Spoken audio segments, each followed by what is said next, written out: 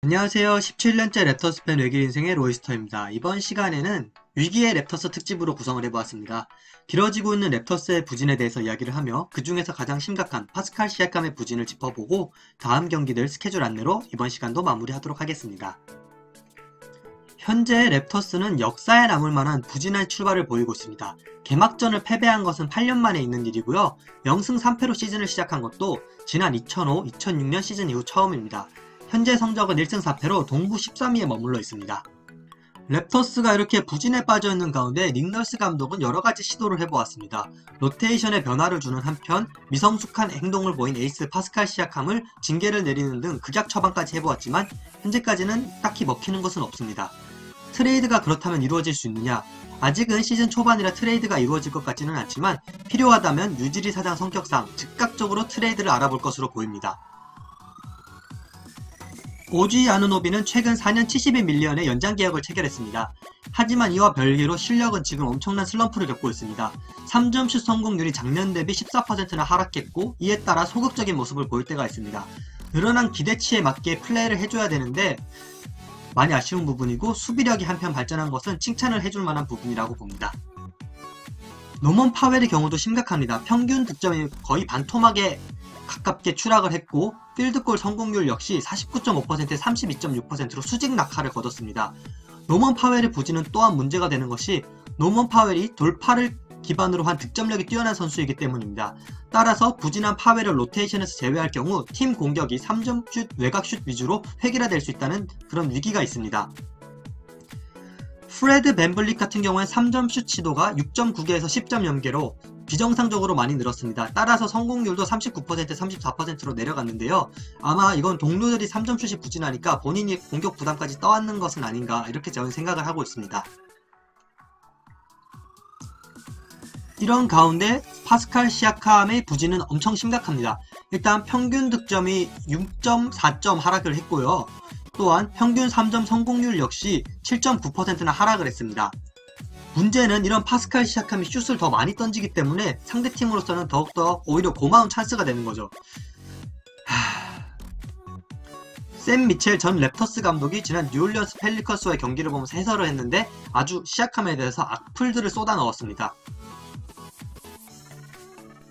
제가 이런 말들에 대해서 100% 동의하는 건 아니지만 이 말들을 시아캄은 주의 깊게 새겨들을 필요가 있을 것 같습니다.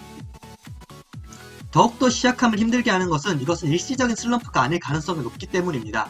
시아캄의 주요 공격 패턴은 페이스업을 하면서 중앙 돌파를 하고 종종 스핀 무브를 쓰면서 골 밑으로 빠르게 접근하는 것인데 이와 같은 것들이 더 이상 통하지 않습니다. 그래서 다른 팀들은 시아캄의 불안한 드리블 실력을 파고들고 더블팀을 유도를 합니다. 더블팀을 유도를 했을 때 시아캄은 슛을 쏘거나 패스를 하는데 슛 성공률도 아직은 그렇게 높다고 할 수 없고 패스를 하는 경우 간간 턴오버가 나오기 때문에 이걸 적극적으로 노리고 있습니다. 제가 생각하는 NBA 1옵션은 상대의 거센 수비가 있더라도 그것을 이겨내고 득점을 할 수 있는 선수입니다. 이렇게 시아캄이 득점을 하지 못하면서 수비를 하면서 만회를 한다? 맥시멈 선수가 그런다는 건 말도 안 되는 소리입니다. 본인이 스텝업을 해주지 않는 이상 여기서 끝낼 수밖에 없습니다. 그렇다면 파스칼 시아캄을 트레이드하는 건 어떤가요? 라고 물어보는 분들이 계시는데 트레이드도 안 됩니다. 왜냐? 일단 기량면으로 최악의 슬럼프를 겪고 있습니다. 그리고 계약 규모 때문입니다. 4년 137밀리언이라는 맥시멈 계약에다가 2024년까지 잡혀있기 때문에 현재 트레이드를 할 경우 상대팀들이 좋은 자원을 내줄 리가 만무하기 때문에 트레이드를 할 수도 없고 랩터스 입장에서도 저점에서 트레이드를 하면 안 되는 입장입니다. 결론적으로 어떻게든 시아캄은 살아나야 됩니다. 첫 번째로 시아캄의 공격의 패턴을 읽혔다면 본인이 슈퍼스타의 레벨에 올라서 그 공격 패턴을 알면서도 상대가 못 막을 정도로 발전을 하던가 팀에서 새롭게 전술을 꾸려서 팀들이 막지 못하게 헬프를 해주는 방법이 필요합니다. 그리고 이건 정말 상상하기도 싫지만 시아캄이 앞으로도 계속 반등하지 못할 경우도 생각해서 새로운 에이스를 키우는 것도 필요하다고 생각합니다. 지난 펠리컨스전 관련해서 승리를 가를 키포인트 3가지 리뷰해보도록 하겠습니다.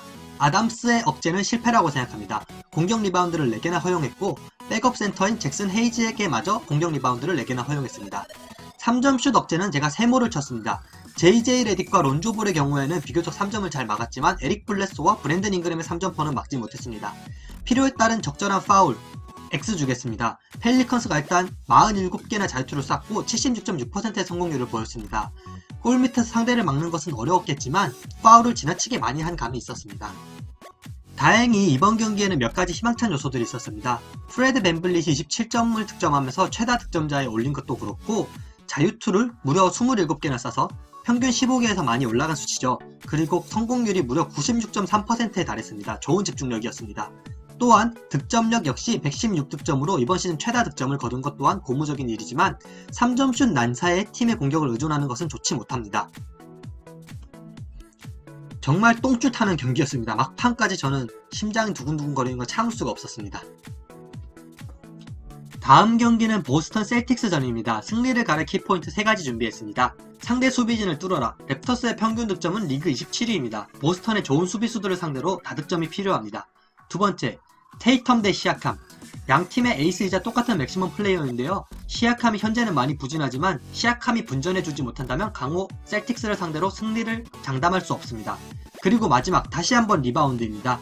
랩터스와 셀틱스 다 리바운드에 있어서는 약팀이라고 분류될 수 있는데요. 셀틱스 같은 경우에는 공격 리바운드에 특화된 트리스탄 탐슨을 영입했습니다. 따라서 랩터스 입장에서는 지난 펠리커스전과 마찬가지로 공격 리바운드를 뺏기지 않는 것이 중요합니다. 마지막입니다. 슬램덩크의 유명한 대사인데요. 이와 비슷하게 시아캄도 이번 경기에서는 퇴장당하지 않고 테이텀과 득점 더 많이 하면서 부활한 모습을 보여줬으면 좋겠습니다.